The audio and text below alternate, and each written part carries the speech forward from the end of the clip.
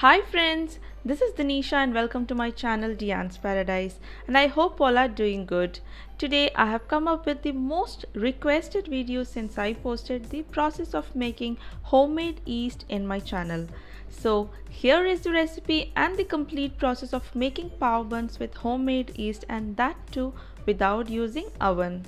Before that, if you're new to my channel and haven't watched my videos on how to make yeast at home or the recipes I shared with homemade yeast, then the links are available in the description. You can follow there. Alright, now let's see how to make perfect soft pav buns at home. For this recipe, we'll need 2 cups of all-purpose flour or maida. If possible, try to sift your flour once before use. Then goes 1 tablespoon of milk powder. If you don't have milk powder or if you don't want to add milk powder, you can absolutely skip this. Mix them both and keep aside. Now let's move on to the wet ingredients. Into a bowl, add 1/4 cup of lukewarm water. To this, add 1 tablespoon of caster sugar.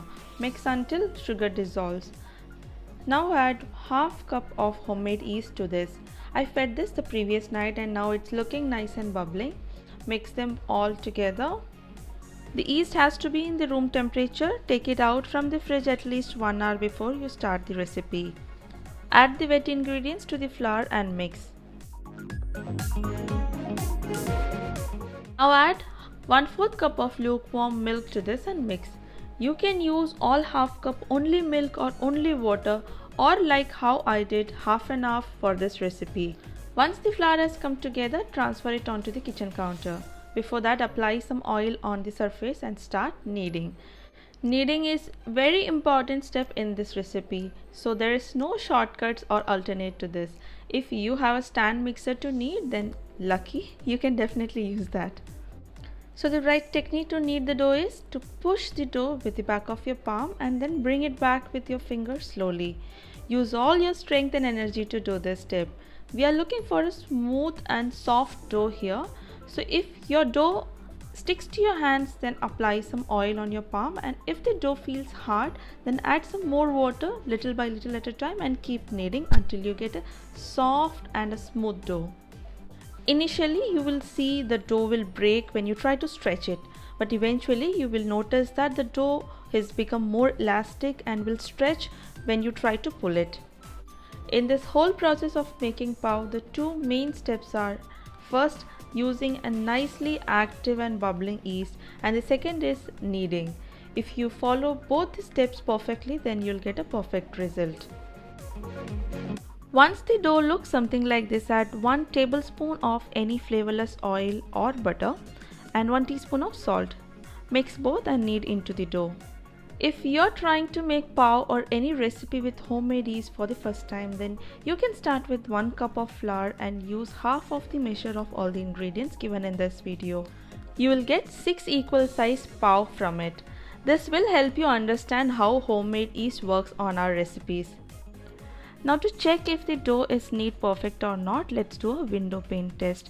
Don't get surprised with the term I used. It's very simple. Take a small portion of the dough and start stretching it little by little from the sides. Don't pull it all at once. Stretch it little by little from the sides and then try to make it as thin as possible that you're able to see light through it.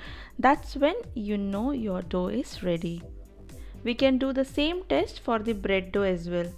If you're not able to stretch it as thin shown here, or if it is stirring, then that means you need to knead for little longer. You can see how smooth and soft our dough is looking. There is no cracks at all. Just shape it to a nice round shape. Pull the dough from the sides down and tuck it in.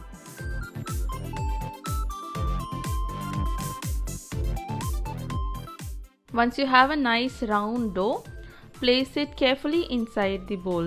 Before that, don't forget to grease the bowl with some oil. Also, try to rest the dough inside a glass or a ceramic or a plastic bowl and avoid using metal. Apply some water on top of the dough to keep it moist for our yeast to activate. Cover it proper and tight using a clean wrap or a damp cloth.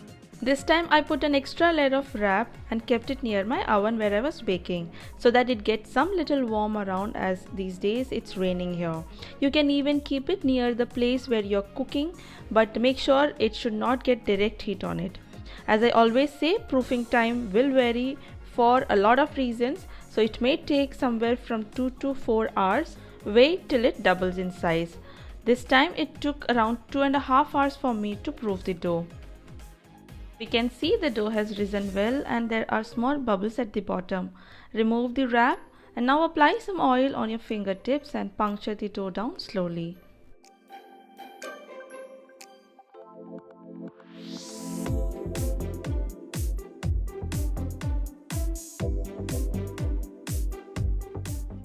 Take out the dough onto the counter surface and knead for about a minute slowly.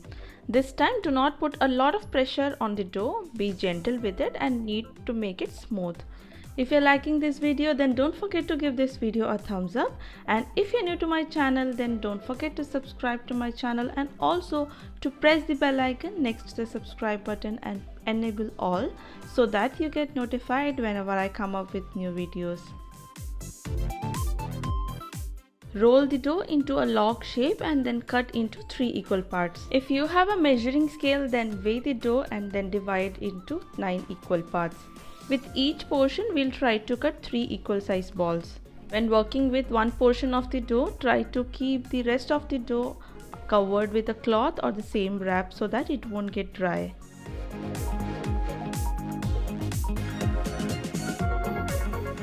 Now this is an important step.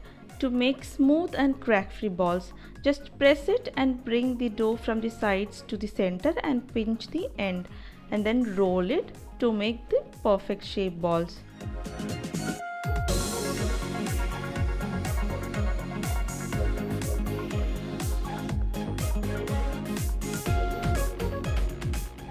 To bake these, I am using a 6 by 6 inch square aluminium cake tin which is 2 inch tall.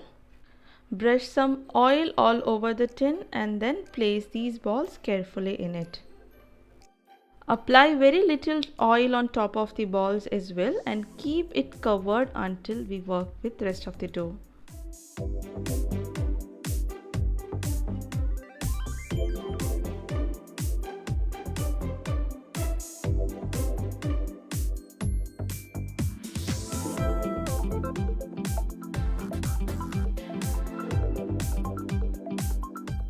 Here goes the last ball as well. Brush some oil on the top and slightly press them down. Cover the tin with a clean wrap for second proofing. Wait till they proof and reach to the top of the tin. It took about 1.5 hours for me. You can see how pretty they look. Remove the wrap slowly and apply a generous amount of milk on top of them. This will help to get a nice brown color on top of the buns.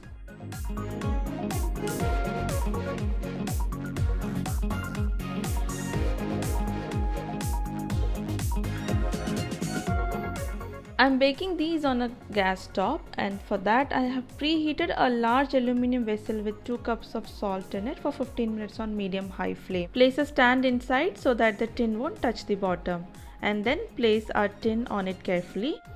Cover with the lid and then keep any heavy object on it to lock the heat from the top as well. Bake this on a medium-high flame for 18 to 20 minutes. If you are baking in pressure cooker, follow the same method but remove the gasket and the vessel from the top. After 18 minutes, my pav looks ready. They have got nice dark brown color on top. That's because of we locked the heat from the top as well. Apply some butter on the top immediately while they are still hot. Cover the top with a damp cloth to keep the top of the bun soft. After about 10 minutes, they are still warm, but try to take them out of the tin.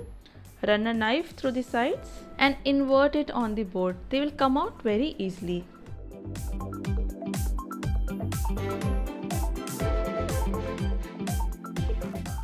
Cover the entire bun with a damp cloth and leave it for an hour to cool down completely.